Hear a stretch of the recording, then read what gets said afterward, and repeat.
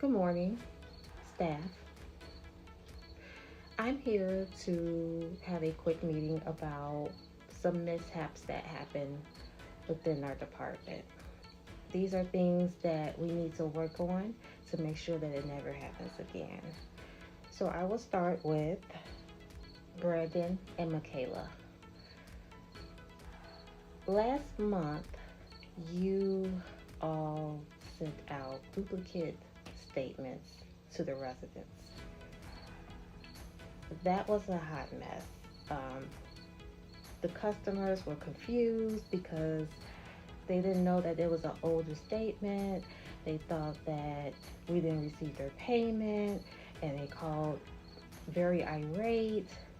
It was just a hot mess. People make mistakes though. People make mistakes. We are human. So just so you know, I'm not mad. I'm not mad. Yeah, even though we had to spend a nice amount of money to send out the correct statements to our 10,000 residents, I'm not mad. I'm really not. I'm so proud of you guys. You all are really doing a good job over there. There's a lot going on and you're handling it well. So, yeah, let's just be careful next time. Okay? Jackie, I just want to say welcome to our company. You sent out a newsletter. It had the incorrect date on it for one of the biggest events of the year that we have. We got calls from the residents and they were very confused because we told them one date and your flyer said another date. You're new. You just started. Things happen. You're human, okay? Don't beat yourself up. You look sad. Don't beat yourself up. No. Let's not do that. Yes, it was a rookie mistake. I'm sure you could have caught that because this is something that you've been doing for quite some time. But I'm not mad. I'm just not mad. You're human. You're not a robot. You're gonna make mistakes. And then there's Shavon. Shavon.